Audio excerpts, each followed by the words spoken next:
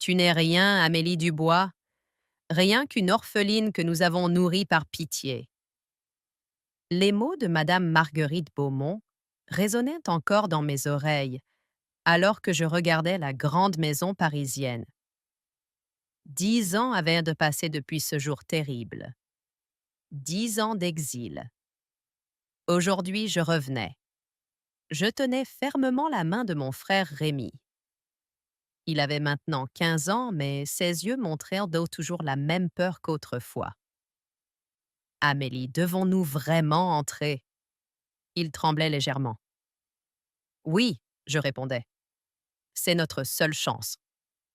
La porte massive s'ouvrait. Un majordome nous regardait avec mépris. Madame Beaumont vous attend dans le grand salon. Nous entrions. Rien n'avait changé. Les murs portèrent toujours les portraits de la famille Beaumont. Les lustres en cristal brillaient. L'odeur du parfum cher flottait dans l'air.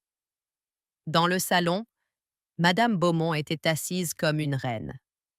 Ses cheveux argentés étaient parfaitement coiffés. Son tailleur Chanel coûtait probablement plus que tout ce que nous possédions. Alors, elle disait froidement, les petits orphelins reviennent. Pourquoi? Je respirais profondément. Rémi a besoin d'éducation. Il est brillant. Il mérite sa chance. Elle riait. Un rire sans joie. Sa chance? Comme ta mère croyait mériter sa chance? Ne parlez pas de ma mère. Les mots sortaient avant que je ne puisse les arrêter. Ta mère, Madame Beaumont continuait, était une voleuse. Elle a séduit mon mari. Elle a essayé de détruire ma famille. C'est faux, Rémi criait. Maman était bonne. Silence. Madame Beaumont se levait. Votre mère est morte parce qu'elle était faible. Comme vous êtes faible. Je sentais la colère monter, mais je devais rester calme. Pour Rémi. Toujours pour Rémi. Que voulez-vous? Je demandais. Ses yeux brillaient dangereusement. Je veux que vous disparaissiez. Pour toujours, mais... Elle souriait. Mon avocat dit que je ne peux pas. Le testament de mon mari vous protège. Elle marchait vers nous. Alors voici mon offre. Vous pouvez rester. Amélie travaillera dans l'entreprise. Au plus bas niveau. Rémi ira à l'école, mais, je répétais, vous obéirez à chaque ordre. Vous accepterez chaque humiliation. Vous serez invisible. Un seul faux pas et je trouve un moyen légal de vous détruire. Je regardais Rémi. Son avenir dépendait de ma réponse. Nous acceptons, je disais doucement. Bien. Madame Beaumont retournait à son fauteuil. Amélie commence demain. 6 heures du matin. Ne soyez pas en retard. Nous sortions en silence. Dans la rue, Rémi me regardait. Amélie, pourquoi as-tu accepté? Elle nous déteste. Je sais, je répondais, mais maman est morte pour nous protéger. Je dois continuer son combat. Comment? Il semblait perdu. Je touchais la lettre cachée dans ma poche. La dernière lettre de maman. Madame Beaumont ne savait pas que je l'avais. Elle ne savait pas ce qu'elle contenait. Fais-moi confiance, je disais. Notre heure viendra. Cette nuit-là, dans notre petite chambre louée, je relisais la lettre de maman. Ses derniers mots étaient ratés clairs. La vérité est dans les vieux registres. Philippe savait. Il a tout caché dans le bureau de Provence. Un jour, tu comprendras. Demain, je commencerai mon travail chez Beaumont. Madame croyait m'humilier. Elle ne savait pas que j'avais appris la patience en Provence. Elle ne savait pas que j'étais prête. La guerre commençait. 6 heures du matin. Je poussais la porte de service de l'Empire Beaumont. Les employés me regardaient avec curiosité. Certains chuchotaient. C'est elle, une femme murmurait. La fille de Juliette. La bâtarde. Un homme ajoutait. Je gardais la tête haute. Ces mots ne pouvaient plus me blesser. Le chef du personnel m'attendait. Monsieur Moreau était un homme froid aux lunettes épaisses. Dubois, il disait sans me regarder. Tu travailleras aux archives. Sous-sol, niveau 3. Les archives. L'endroit le plus bas, le plus sombre de l'entreprise. Parfait pour cacher quelqu'un. Suis-moi, il ordonnait. Nous descendions. 1 étage, 2 étages, 3 étages. L'air devenait plus froid, plus humide. Les néons clignotaient. Voici ton bureau. Il montrait une petite table dans un coin. Tu classeras les vieux documents. 8 heures par jour. Une pause de 30 minutes pour déjeuner. Compris, je répondais. Il partait sans un mot de plus. Je regardais autour de moi. Des milliers de boîtes s'empilaient jusqu'au plafond. Des décennies de documents. Personne ne venait jamais ici. Je souriais. Madame Beaumont pensait me punir. Elle venait de me donner accès à toute l'histoire de l'entreprise. Les jours passaient. Je classais. Je lisais. Je mémorisais. Les vieux contrats racontèrent des histoires intéressantes. Des partenariats secrets, des transactions douteuses. Un matin, Madame Beaumont descendait elle-même. Inhabituelle. Alors, Amélie, elle demandait avec son sourire cruel. Comment trouves-tu ton travail? Instructif, je répondais simplement. Son sourire disparaissait. N'oublie pas ta place. Tu es ici par ma générosité. Je n'oublie rien, madame. Elle me fixait. Quelque chose dans mon ton la dérangeait. Ce soir, elle annonçait. Il y a une réception importante. Des investisseurs japonais. Tu serviras les boissons. Mais je travaille aux archives. Tu feras ce que je dis. Sa voix claquait comme un fouet. Sois là à 19 heures. Tenue de service obligatoire. Elle partait. Je comprenais. Elle voulait m'humilier devant tout le monde. Le soir venu, je portais l'uniforme des serveurs. Dans le grand salon de réception, l'élite parisienne bavardait. Robes de créateur, bijoux étincelants, champagne millésimé. Je circulais avec mon plateau. Les invités me regardaient à peine. J'étais invisible. Parfait. Puis je les voyais. Les investisseurs japonais. Monsieur Tanaka et son équipe. Je connaissais ce nom. Je l'avais vu dans les archives. Un vieux contrat. Quelque chose clochait dans les chiffres. Champagne? Je proposais en m'approchant. Monsieur Tanaka me regardait. Merci. Vous travaillez ici depuis longtemps? Quelques semaines. Je répondais en anglais parfait. Il paraissait surpris. Votre anglais est excellent. J'ai beaucoup étudié, seul. Madame Beaumont apparaissait. Monsieur Tanaka, cette fille vous dérange? Pas du tout, il répondait. Elle est très professionnelle. Le visage de Madame Beaumont se crispait. Amélie, retourne en cuisine, maintenant. Je m'inclinais légèrement et partais. Mais j'avais vu l'intérêt dans les yeux de Monsieur Tanaka. Dans la cuisine, tante Catherine était là. Je ne l'avais pas vue depuis des années. Mon enfant, elle murmurait en me serrant brièvement. Tu as grandi. Tante Catherine, tu travailles ici? Cuisine. C'est tout ce qu'elle me laisse faire. Ses yeux étaient tristes. Écoute-moi bien, j'ai peu de temps. Elle glissait une clé dans ma main. Bureau 47B, deuxième sous-sol. Ton père, le vrai. Il a laissé quelque chose. Mon père, mais maman disait. Ta mère protégeait un secret. Un secret qui peut détruire Marguerite Beaumont. Des pas approchaient. Tante Catherine reculait. Va, elle chuchotait. Bientôt. Le chef de cuisine entrait. Dubois, retourne servir. Madame exige ta présence. Je cachai la clé et retournais au salon. Madame Beaumont m'attendait avec un sourire mauvais.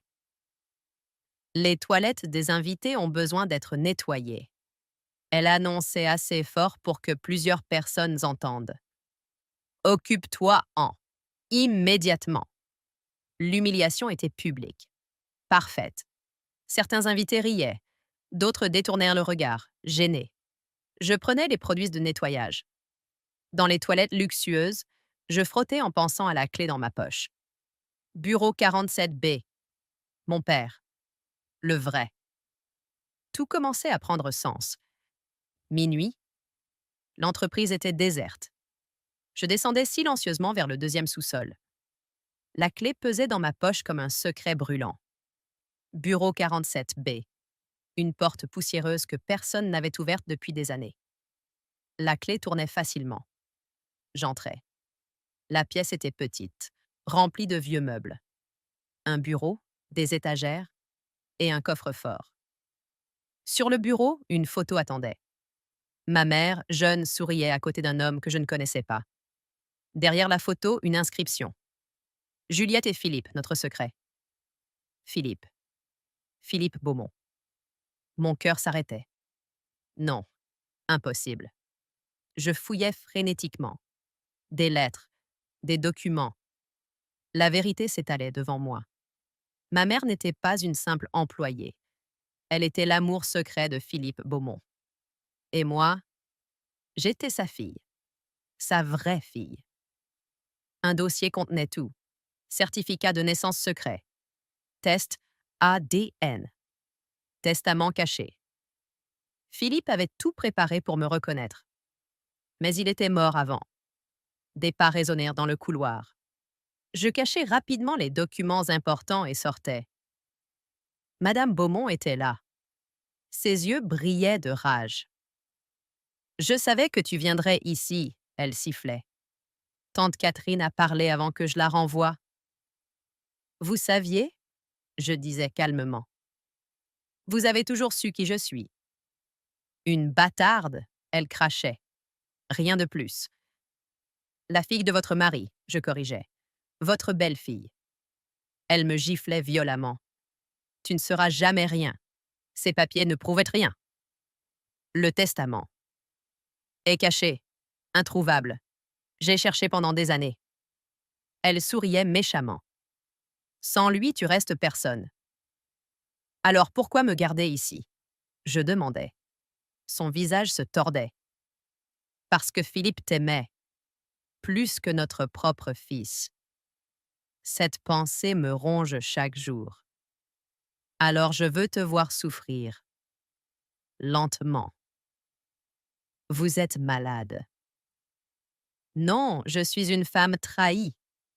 Ton existence est une insulte. Ta mère a détruit ma vie. Ma mère est morte, je criais. Pas assez vite. Ces mots étaient du poison. Maintenant, écoute bien. Tu vas oublier ce que tu as trouvé. Tu vas continuer ton petit travail. Ou... Ou? Ton frère aura un accident. Tragique. Les escaliers du lycée sont dangereux. Mon sang se glaçait. Vous n'oseriez pas? J'ai déjà fait pire. Elle se rapprochait. Ta mère l'a appris trop tard? Quoi? Je tremblais. Tu crois qu'elle s'est suicidée? Pauvre petite naïve. Elle allait tout révéler. Je ne pouvais pas permettre ça. La vérité me frappait comme un coup de poing. Vous l'avez tuée. J'ai protégé ma famille, mon héritage, mon fils légitime. Elle se redressait. Et je recommencerais si nécessaire. La rage bouillait en moi, mais je devais penser à Rémi. Toujours Rémi. Que voulez-vous? Je demandais faiblement. Continue ton travail. Reste invisible. Et ton frère vivra. Elle se dirigeait vers la porte. Oh, et donne-moi cette clé. Je lui tendais la clé. Elle partait satisfaite. Mais elle ne savait pas. Dans ma poche, les documents les plus importants étaient recachés. Et surtout, elle ne savait pas ce que j'avais découvert d'autre dans ce bureau.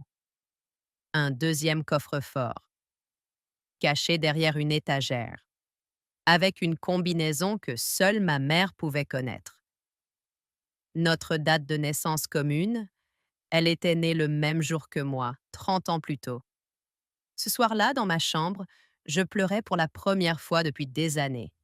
Pour ma mère, pour la vérité, pour l'injustice. Rémi entrait doucement.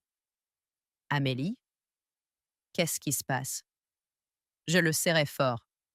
Mon petit frère, mon seule famille. Je ne pouvais pas lui dire. Pas encore. Rien, je mentais. Juste une dure journée. Il me regardait avec ses yeux intelligents. Tu mens mal, grande sœur? Je souriais tristement. Un jour, je te dirai tout. Promis. D'accord.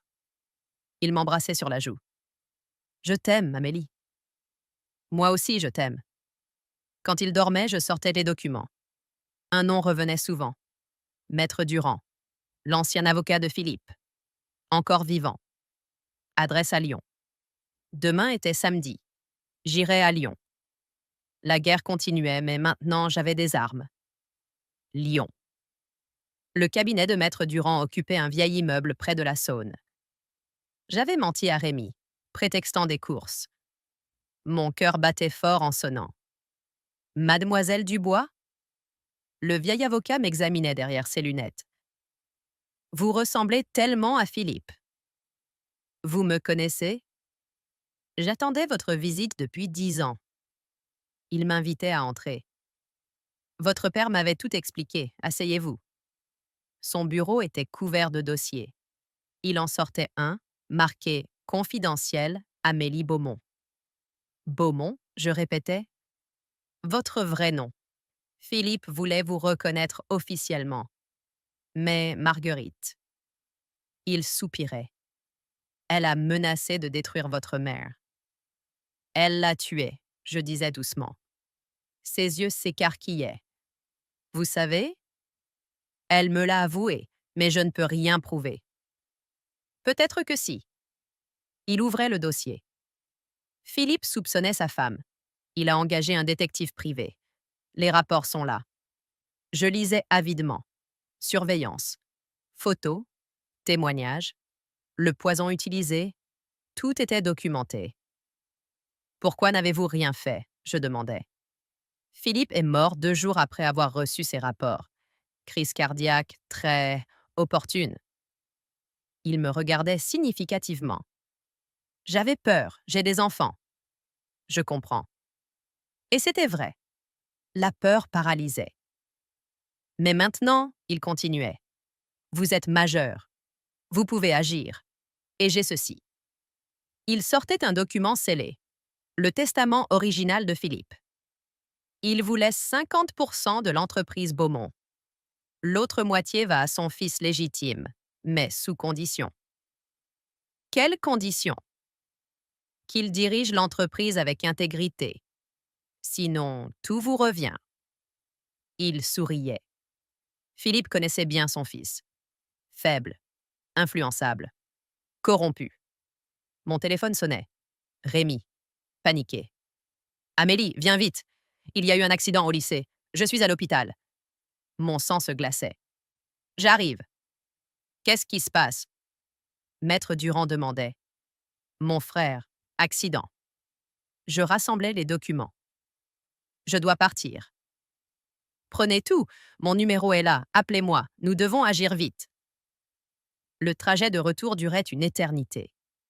À l'hôpital, je trouvais Rémi aux urgences. Bras cassés, plusieurs contusions. Que s'est passé? Je demandais en le serrant. Les escaliers, il murmurait. Quelqu'un m'a poussé. Un homme. Il a dit que c'était un avertissement. La rage m'envahissait. Marguerite avait osé. Mon téléphone vibrait. Un message. J'espère que la leçon est claire. Prochaine fois, ce sera pire. M.B. Amélie. Rémi me regardait. Qu'est-ce qu'on a fait? Pourquoi elle nous déteste tant? Je prenais une décision. Plus de secrets. Rémi, je dois te dire la vérité. Toute la vérité. Je lui racontais tout. Notre vraie identité. La mort de maman. Les menaces. Son visage passait de la surprise à la colère. On doit se battre. Il disait finalement, c'est dangereux. Plus dangereux que de rester ses victimes. Il serrait ma main avec sa main valide. Maman est morte pour nous protéger. On doit finir ce qu'elle a commencé. J'étais fière de mon petit frère. Tu as raison.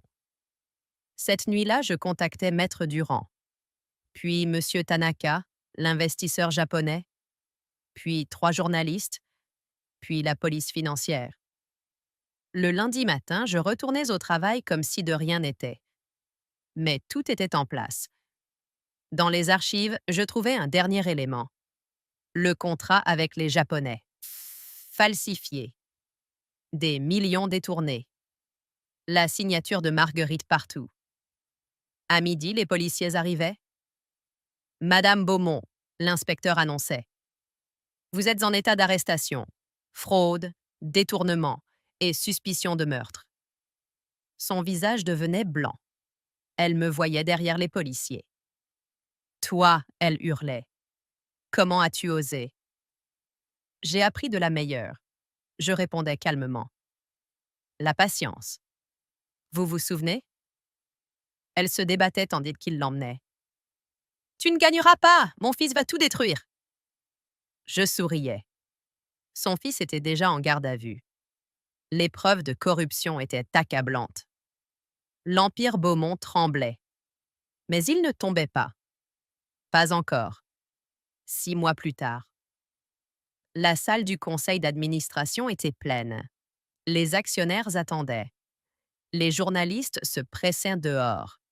Je portais le tailleur que maman aurait aimé. Simple, élégant, fort. Mesdames et messieurs, je commençais. Je suis Amélie Beaumont, fille de Philippe Beaumont, nouvelle présidente de cette entreprise. Les murmures parcourèrent la salle. Certains souriaient, d'autres froncèrent les sourcils. L'ère de la corruption est terminée, je continuais. Nous allons reconstruire, avec intégrité, avec honneur. Monsieur Tanaka se levait. Les investisseurs japonais soutiennent entièrement Mademoiselle Beaumont. Sa vision correspond à nos valeurs. Un par un, les votes tombaient. Unanimité. Après la réunion, je descendais aux archives. Mon ancien bureau était toujours là. Je touchais la petite table où tout avait commencé. Tu as réussi. Je me retournais. Tante Catherine était là, émue. Nous avons réussi, je corrigeais. Sans toi, sans cette clé. Ta mère serait si fière. Elle pleurait doucement. Son sacrifice n'était pas vain. Voulez-vous revenir? Pas à la cuisine. Comme directrice des ressources humaines? Ses yeux s'écarquillaient. Moi? Mais je ne suis qu'une. Une femme loyale qui mérite le respect. Je lui prenais les mains. L'entreprise a besoin de gens comme vous.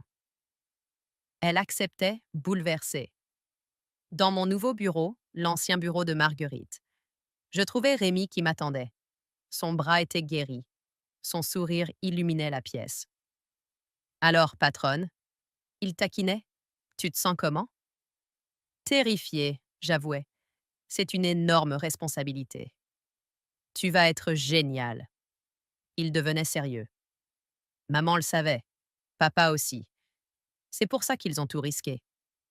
Je regardais la photo sur mon bureau. Maman et Philippe, enfin réunis dans ma mémoire. Sais-tu ce que je veux faire en premier? Je demandais. Quoi? Créer une fondation pour les enfants défavorisés, les orphelins, ceux qui, comme nous, ont besoin d'une chance. Rémi souriait. La fondation Juliette Dubois? Exactement. On frappait à la porte. Ma nouvelle assistante entrait. Mademoiselle Beaumont, Madame Marguerite Beaumont demande à vous voir. Elle est en prison, mais ses avocats? Non, je disais fermement. Je ne la verrai pas, jamais. L'assistante partait. Tu ne veux pas de closure? Rémi utilisait le mot anglais. J'ai ma closure. Elle est en prison. Son fils a fui à l'étranger. L'empire qu'elle a construit sur le mensonge s'est écroulé. Je haussai les épaules. La meilleure vengeance est de vivre bien. Philosophe maintenant? Il riait. J'ai beaucoup appris en Provence. La patience, l'endurance, la valeur du travail. Je regardais par la fenêtre. Ces années d'exil étaient un cadeau finalement. Un cadeau? Elles m'ont appris qui je suis vraiment. Pas une héritière gâtée, pas une victime. Juste Amélie. Mon téléphone sonnait. Les premiers candidats pour la fondation attendaient. Au travail, je disais. Rémi se levait. Je suis fier de toi, grande sœur. Je suis fier de nous. Il partait pour ses cours. Brillant élève. Futur ingénieur.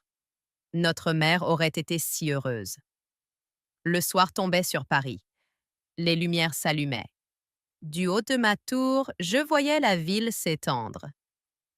Quelque part là-bas, une petite fille perdait peut-être sa mère.